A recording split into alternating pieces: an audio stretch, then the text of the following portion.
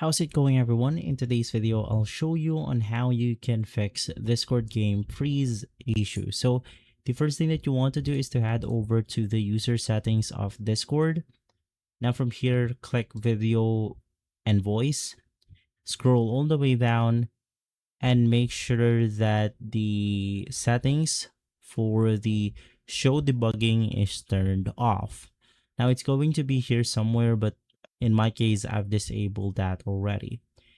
Now, the other thing that you could do is to head over to the advanced settings, or it's going to be inside the general settings by navigating through system. And basically, you want to make sure that the enable hardware acceleration is turned off.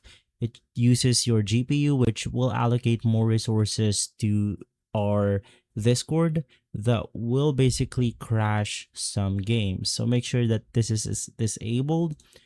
And then you also want to navigate through Discord, click open file location, right click on it, do the same thing. And inside the page, you want to click on the latest version, right click on Discord once again, properties, compatibility, and make sure that you run it on Windows 8. And so guys, if this video has been helpful, leave a like, subscribe, and follow us for more videos like this. Thanks for watching.